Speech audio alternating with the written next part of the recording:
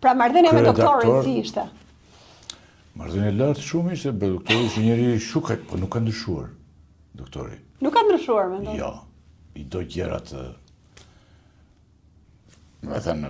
Se koha i ndryshon njerëzit, sigurisht. Jo. Doktori është po ai, e vërteta është vetëm një, këtu nuk kemi Karl Popperin. Okej.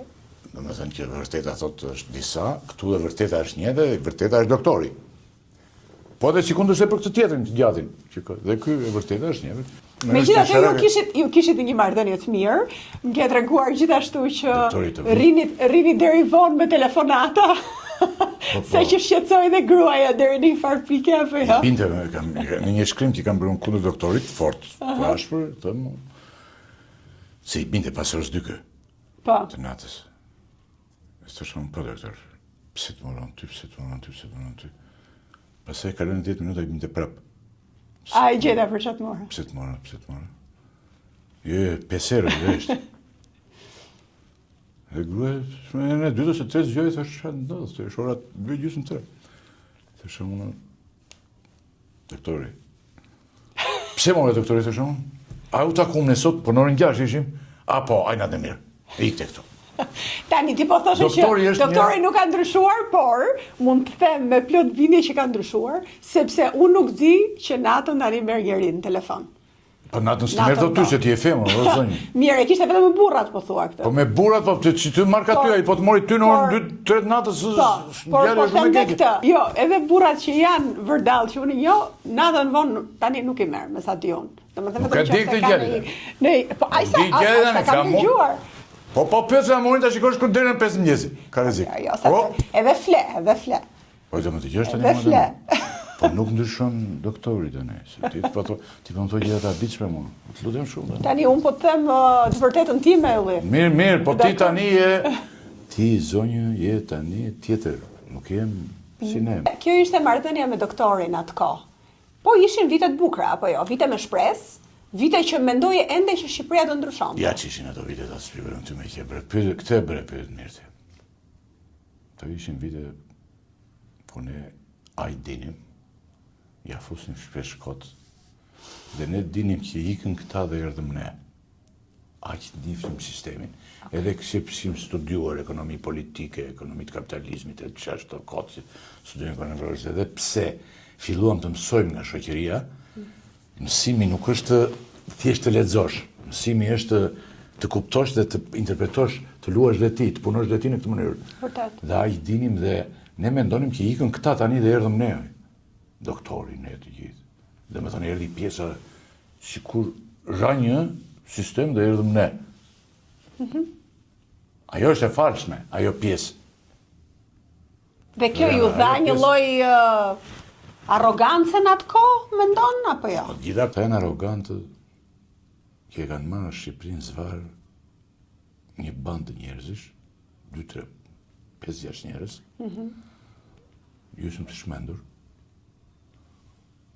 Ky, nano ishte ndjes pas shkete, e kishte papërgjeshëm, nuk ishte shmendur. Dhe me nanon, si ke pas marrëdhënien me nanon? Kia i kishe, por nuk bën të keq nanon, kur? Nuk bën të keq. Edhe pse ishte kundërshtar shumë të ashpër.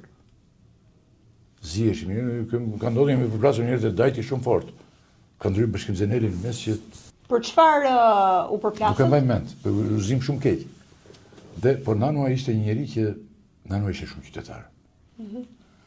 Nanoa ishte një njeri që nuk akmerej, nuk godiste kështu. Nanoa bënte ndryshim. Ishte paprieshëm, në punë. Zinë punë fare. Orë 1-2 vite kryeministin punë, kupton ti tani? Një kryeministin ngrihen në orën 2 dhe ikën punë. Por, Nano ishte qytetar. A kishe ti liri në atë kohë? Vazhdoje të kishe liri që t'ishe vetvetja, që ta shaje, që ti thoshe çfarë doje? I kam sharë të gjithë këta, me radhë. Nuk kam dhe njeri për sharë nga këta të gjithë, sepse këta janë për sharë. Po marrëdhënia me Ramon, kur arritet ta njohësh Ramon, tamam për atë që do ishte? Ramon e sulmonim në me. Te gazeta që benim unë me Robazia këta. Shiko, të themi gjë unë ty interesante. Pse më vjen keq mua? Pa ka lutera ma pyet prapë të po. Sa interesante, në zgjoj një moment tjetër mua dhe. ne vini, për shumë, unë vinja nga fushë e letrave, po këshu me rovë bazja. Njerës që kishin punuar me shumë sakrificë. Te unë punonte me rovë bazja, punonte Astrid Patozi, redaktori Gazetës, punonte Sokolov Dashi, zënës redaktor, punonte Ilir Gjoni, që isha nga kampi tjetër komplet bënde faqen anglisht. Pra punonin gazetar me njerëz me shumë eksperiencë dhe me background shumë të mira, të shkolluar mirë, të ditur e të gjithë. Nëse sot është shumë e vështirë, sot është bërë media e madhe e të gjithë. Shkollat shiten, kanë vite, shiten diploma. Nuk ka gjë më të tmerrshme. Se prindit edhe i pranojnë, a i dim ne, si që di populli shqiptari, populli gjysmë osman jemi, dhe i pranon. Ka njerëz që kanë 2-3 diploma. Për shembull, kishte diplomën në xhep një që rinde me mua, afroj me mua, miti një, s'pa e them ajo herë, miti kishte 3 diploma. Po kur shkruante në celular mesazh, çdo fjalë niste me gënd madhe. Dhe kishte 3 diploma. Ekonomi gigant, më thosh mua, jam ekonomist, kam mbaruar për ekonomi, kam mbaruar për jurisprudencë, kishte 3 diploma miti, o zonjë. Miti mund të kishte 3 klasë, ose 2. Pra, kur e ndjeve ti që u prish kjo puna e shkollës dhe e rendit të shkollës? Këtë e prishi shkollën i pari e prish doktori. Ndërtoj se s'kishin ku të vini njerëzit. E kapi një moment që s'kish punë. Atëherë që po bëm për i fund për shkolla. Dhe i plasi të gjithë në për shkolla dhe të gjithë blinin diploma. Për shembull, Meti Kristalit ka vdekur ndjes pas, shiste diploma. Mona, për shembull, që ka miksi unë, ndante 3000 diploma çdo fushat zgjedhje. I ndonte jep tek shumë. Me shisti dy. E megjithatë, prap nga rezultatet e PISA-s më mirë ka qenë Shqipëria se ç'është tani. PISA-n e kam dëgjuar, Pisa, Miza, Giza, Diza, mund të thuash çfarë duash motor. Pse mendoj që janë më të ditur shqiptarët tani? Ja, të them unë. Ne kishim në shkollat tona pjesën ideologjike, do bënim historinë e partisë, do ishim të kujdesshëm në këtë pikë. Por në qoftë se unë vinja dhe më binte Dante Alighieri, edhe pse kisha mik të ngushtë dhe isha letrar, dhe pedagogu që jepte këtë, e kisha mik për shkak të moshës, mund ngelesha, se shumë i vështirë. Feri, ratët e këto, të Dante Alighieri. Sigurisht, ta. Pra, ngelesha. Të ngelte të bënte të copë. Dësa këtu janë shitur në mirë masive diplomat. Kjo është një maskarat. Më kalojnë qik tek marrëdhënia që kishe me Ramën. Kur e njohe Ramën? E sulmonim në dhëni me gjithë fuqinë e të gjitha, nuk lenë më gjepa thënë për Ramën. Marrëdhënia me të, si ka qenë për gjatë viteve? Në fillim, nisi keq, pastaj si vazhdoi? Pastaj vazhdojmë normalisht. Rama është një shumë i vërtet. Okej.